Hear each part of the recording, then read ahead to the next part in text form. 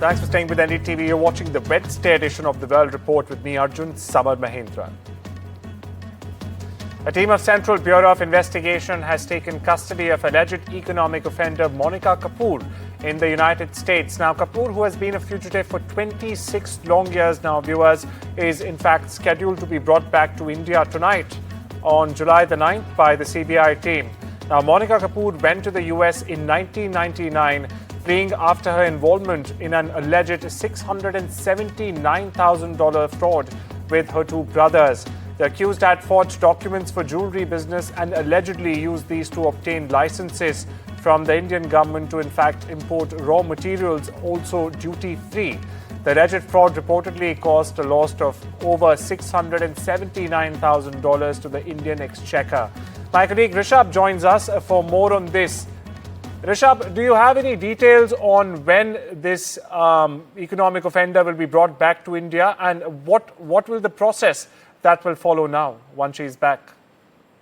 Right, Arjun, she is set to face trial in India. She's been brought back, I think, this night, tonight. And what we're also seeing is the fact that this is a unique case in the sense that this is a very rare long gap extradition that we're seeing. The CPI had been after her for about 23 years. She'd been on the run.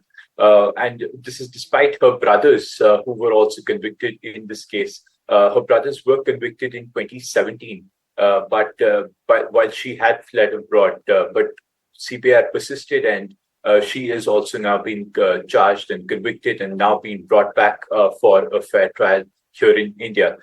What is also interesting is also that the extraditions from the US are pretty tough and infrequent. So to have, especially for white-collar criminals, we don't see this very often. To see this level of persistence is quite unique, and it's rare, honestly, to be seeing this. And also, this is, I think, a 1.5 crore fraud that was committed way back in 1999. Also, alongside this, just shows a clear shift in terms of economic crime accountability that the Central Bureau of Investigation is looking at right now. Back to you. Well, a shift in economic crime accountability for sure there. Rishabh, thank you for getting us the latest. Now, moving on to our top focus of this Wednesday edition of the World Report. Viewers, PM Modi has landed in Namibia just a short while ago, marking the final stop on his 5-nation tour. And it's a historic one, as the visuals on your screen tell. PM Modi is visiting at the invitation of the Namibian president, the first woman president of the country, in fact. Now, the visit is all about strategic minerals, diamond trade, energy security, and even boosting digital infrastructure. This is PM Modi's first ever visit to Namibia, and only the third time an Indian Prime Minister will visit the country. He's expected to speak in the parliament and also pay tribute to the independence icon, Sam Nujoma. India and Namibia already share deep bonds. They span from defense and tech to the phase 2, hopefully now, of the famous cheetah relocation program. Now, both nations are aiming for the next big leap in their partnership. My colleague Mohammad Ghazali joins us for more on this. Ghazali, iconic visit coming to an end, 5-nation, 8 days. What can we expect at this final important and crucial leg in Namibia from the Prime Minister? See, this particular visit to this African country, Namibia, which is also the third largest producer of uranium in the world, one of the largest producer of lithium, zinc, rare earth metals. From business point of view, certainly India will have a deeper collaboration as far as energy security is concerned. Beyond that, we know the cheetah diplomacy. We have also assisted Namibia for its independence struggle. The independent fighter there back in 80s was supported, assisted, and also trained by Indian military. So we have a pre-colonial as well as a post-colonial kind of association with Namibia. In the recent past, India has been assisting them when it came to COVID, providing them vaccines. Also during drought and other natural calamity, India has been providing and gifting rice to Namibia. Besides that, Namibia has been our supporter when it comes to permanent membership in the United Nations Security Council. But in the larger context, we have seen that how China has been expanding its influence in the African region, and that is why Prime Minister's vision, giving the African Union a membership for G20, and besides that, India hosting India and South African world kind of a union here, a summit here in India, being the host country, and always giving the voice or representing them, assisting them when it comes to be the voice of Global South. So in that context, India's Prime Minister views about Namibia, or in the larger context with Africa, is that they are connected with the people there. Not just like what we know, that when China invests somewhere, we have this debt diplomacy there, that how multiple countries getting assistance from China fall for that, and then they are in debt trap. But India has been providing material relief to people. They have been assisting them on global forum as well, and that is why in larger context this is very significant. Well, thank you so much for unpacking the PM's visit for us there, Ghazali. Now, moving on, Germany has summoned the Chinese ambassador to the foreign ministry yesterday after saying China's military had in fact laser targeted a German aircraft taking part in a European Union operation in the Red Sea. Now, the flare-up in tensions comes as concerns are also mounting in the EU about Chinese influence on critical technologies and also the security infrastructure in Europe altogether. Germany's defense ministry has said that the aircraft was taking part in the EU's Aspides mission, which protects international sea routes in the Red Sea. It, in fact, had been contributing a multi-sensor platform or a flying eye for reconnaissance of the area since October 2024. Now, a Chinese warship, which had been encountered several times earlier in the area, had laser targeted the aircraft with no reason or prior communication during a routine mission flight, said a ministry spokesperson. The incident, for perspective, took place at the beginning of July. And Brazilian President Lula Inácio Lula da Silva welcomed Indian Prime Minister Narendra Modi in Brasilia on Tuesday, and once again, in fact, criticized US President Donald Trump for suggesting he might impose tariffs on BRICS countries. PM Modi in turn stated that Brazil and India, as major democracies, have a role that is relevant not only to the global south but to all of humanity. Now, during the ceremony, Lula also awarded PM Modi the National Order of the Southern Cross. It's the highest honor granted by the Brazilian government to foreign dignitaries. The two leaders also took part in a signing ceremony for bilateral cooperation agreements, sealing commitments in various strategic areas. Now, listen to what PM Modi had to say, followed by President Lula Inácio da Silva.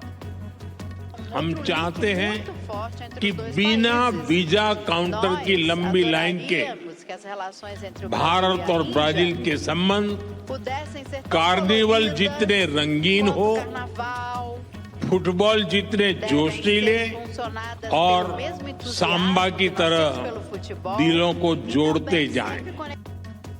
Paz que vai nortear o comportamento da relação Brasil e Índia. A paz, o desenvolvimento e o combate à desigualdade. Por isso, nós não aceitamos nenhuma reclamação contra a reunião dos BRICS.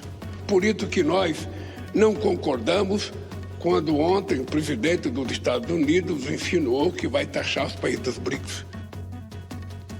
Los Angeles Mayor Karen Bass has announced at a news conference that the state is joining a lawsuit to in fact challenge what they call are unlawful tactics used by the Trump administration in immigration enforcement. The lawsuit was filed by immigrant rights groups last week. It seeks a temporary restraining order to stop the Trump admin from targeting people in the raids based on their race and also denying detainees due process. Federal authorities and National Guard troops arrived with guns and horses at the MacArthur Park in Los Angeles early Monday. Here's more. Some of them are California Border Patrol. They still shouldn't be conducting immigration operations on our street without reasonable suspicion or probable cause. It is supposed to be targeted to individuals, not going through a summer camp for school children.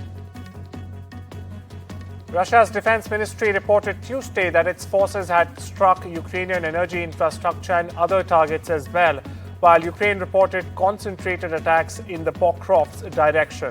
According to the daily briefing of the Russia's defense ministry, its troops targeted Ukrainian energy infrastructure supporting military facilities, troop deployment points, and also foreign mercenary bases during the past 24 hours. On the same day, the General Staff of the Armed Forces of Ukraine reported 86 clashes along the front lines as of Monday afternoon, with 37 of them in fact taking place in the Pokrovsk region.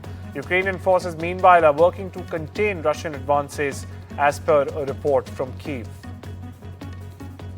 Staying with the region, Ukrainian President Volodymyr Zelensky has said that he has instructed his team to intensify all contacts with the American side. Now, his comments came a day after US President Donald Trump said that the US will have to send more weapons to Ukraine, dramatically reversing a previous announcement of a pause in critical weapons. In fact, previously approved firepower deliveries to Kiev. In his likely address, Zelensky also mentioned implementing sanctions against China as he accused Beijing of supplying ammunition components to Russia. Shifting our focus to West Asia, where the Palestinian death toll in the Gaza Strip has risen to 57,575, with 136,000 more injured since the conflict between Hamas and Israel erupted on the 7th of October 2023. Gaza's health authorities said in a statement on Tuesday that in the past 24 hours alone, the Israeli military operations have killed 52 people and have injured another 262 in the enclave.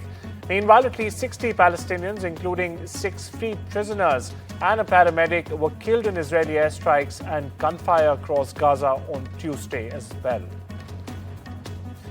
US President Donald Trump on Monday said that Iran had warned his administration in advance, in fact, of strikes on a US airbase in Qatar last month. Iran launched a limited missile attack on the Al Udeid airbase in Qatar on the 23rd of June, retaliating for the American bombing of its 3 nuclear sites. It is a sprawling desert facility in Qatar that serves as a major regional military hub, in fact, for American forces. Here's more. Not a pleasant period of a few days. It was a little longer than a few days, but this was not a pleasant period of time. And, you know, we were, at the end, 14 missiles were shot, and every single missile was shot out of the air. It was pretty amazing. That was sort of the end. And they told us they were coming and where they were and what time they were coming.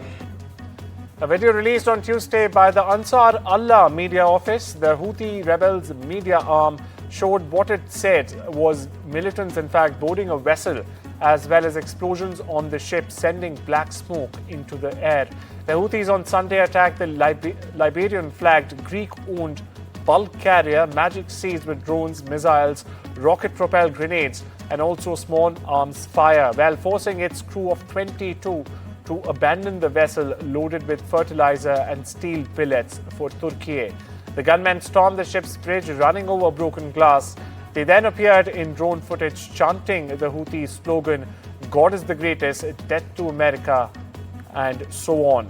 Finally, explosives likely planted on the vessel exploded, sinking it totally, as you see on your screens right now.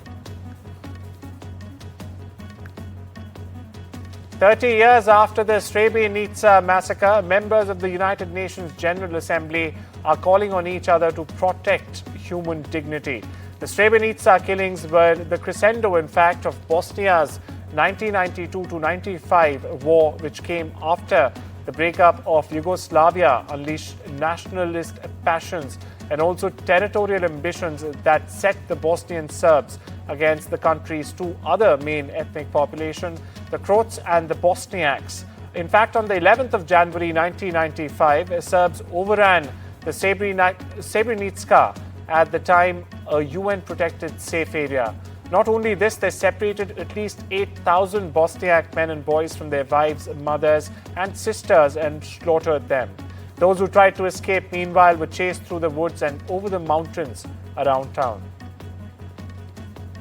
And crews continue removing debris as search continues for the missing after deadly Texas floods. Now, more than 160 people are still believed to be missing in Texas, days after a flash flood killed over 100 people during the July 4th weekend. The state's governor has underlined this on Tuesday. Meanwhile, search and rescue teams are using heavy equipment to untangle and peel away layers of trees, unearth large rocks in riverbanks, and also move massive piles of debris that stretch for miles in the search for the missing people. Crews in airboats, helicopters and on horsebacks also, along with hundreds of volunteers, are part of one of the largest, in fact, search operation in the state's history. Those reported missing are in the Kerr County, where most of the victims have been recovered so far. Meanwhile, this is what Governor Greg Abbott had to say. Just in the Kerr County area alone, there are 161 people who are known to be missing. And again, that comes from combined law enforcement efforts, 161 known people who are missing. Know this, we will not stop until every missing person is accounted for. Know this also, there very likely could be more added to that list. Meanwhile, floodwaters trapped people in their homes and cars Tuesday in a mountain village that is a popular summer retreat in southern New Mexico. This as monsoon rains triggered flash floods and an entire house would step downstream, as the visuals on your screen show right now. Meanwhile, emergency crews carried out at least 85 swiftwater rescues in the Ruidoso area, including of people who were trapped in their homes and cars, said Daniel Silva of the New Mexico Department of Homeland Security and Emergency Management. However, no injuries or deaths were immediately reported, but Silva did say the extent of the destruction wouldn't be known until the water recedes. The flood started and then a really big flood just came, like a wall of flood. It came and it started going through, and that's when I started recording because it got so wild so quickly. And that's when I saw the house coming down the river. And unfortunately, that house is one of my best friend's houses here. Greece's iconic Acropolis was closed temporarily on Tuesday as soaring temperatures continue to grip the country. Now, the ancient citadel in the capital city of Athens, which contains many ancient Greek ruins, was shut between 1300 and 1700 hours local time. Highs of 42 degrees Celsius or 107 degrees Fahrenheit were forecast for parts of the European country on Tuesday, and a Category 4 wildfire warning signaling a very high risk was also in place in several regions. It comes as wildfires were reported in other parts of the continent, including France and Spain's Catalonia region, weeks after they were hit by a deadly early summer heat wave. Romanian firefighters were battling wildfires with helicopters and trucks on Tuesday as flames blazed through hundreds of hectares of vegetation and forest cover.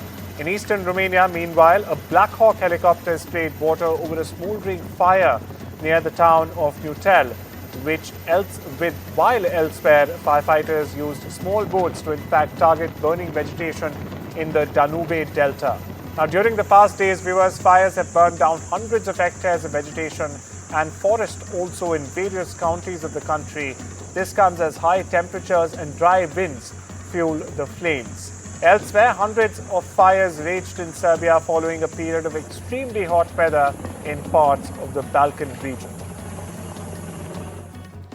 Meanwhile, flights to and from Marseille were suspended on Tuesday and traffic at the city's main train station was disrupted due to a wildfire threatening the southern French port city, according to local authorities.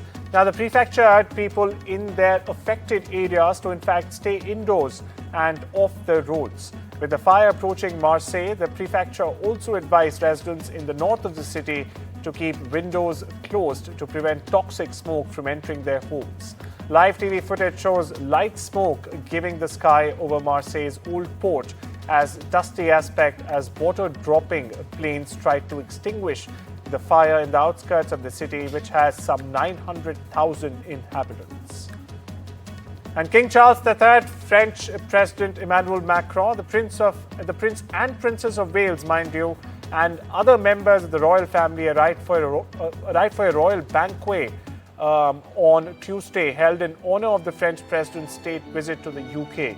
Macron and his wife Brigitte arrived in Britain on Tuesday at the start of a state visit as the two countries highlight their long friendship with conspicuous displays of military pomp, golden carriages, and of course, royal toasts.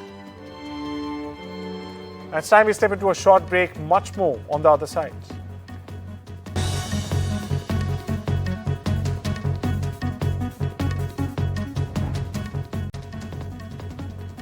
Thanks for staying with the World Report on NDTV. Now, news from the business press, where Donald Trump has said he will in fact announce a 50% tariff on copper, hoping to boost domestic production of a metal critical to electric vehicles, military hardware, the power grid, and many more consumer good viewers. Now, Trump told reporters at a White House cabinet meeting that he in fact plans to make copper tariffs announcement later in the day, Tuesday, but however did not say when the tariff would in fact take effect. US stocks ended mixed on Tuesday as investors weighed escalating trade threats from US President Donald Trump. Now, against bullish revisions to Wall Street's outlook for the rest of the year, the Dow Jones Industrial Average fell by 165.60 points, or 0.37%, to 44.240.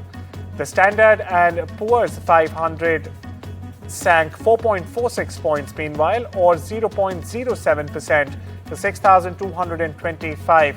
Speaking of the Nasdaq Composite Index, it increased by 5.95 points, or 0.03%, to settle at 20,418. Now, 6 of 11 primary Standard and Poor's 500 sectors ended in red, with consumer staples and utilities leading the laggards by losing 1.09% and 1.07% respectively. Meanwhile, energy and materials led the gainers by rising 2.72% and 0.53% respectively. And for the first time since breaking the hearts of crores of Indians with his announcement of Test retirement, Virat Kohli has spoken of the topic in public. As the host Gaurav Kapoor interviewed Virat Kohli on stage, he somehow managed to draw attention or a reaction on Test retirement from the India great. Gaurav said that everyone misses Virat Kohli a lot in the field. This is when the Indian great broke his silence, and I'm quoting him here. He said, "I just colored my beard 2 days ago. You know it's time when you're coloring your beard every 4 days." That's what Kohli said. And Sean Diddy Combs will be sentenced in his federal crime case on the 3rd of October, viewers. A judge confirmed the schedule on Tuesday after probation officials in fact rejected his defense and prosecution's plan to move the date up by about 2 weeks. Now, Combs remains jailed after a split verdict last week. The hip-hop, in fact, mogul's lawyers had been urging Judge Arjun to sentence him as soon as possible. Now, Combs' lawyers want less than the 21 to 27 months in prison that they believe the sentencing guidelines recommend. That's all we have for you today. Take care and have a wonderful day.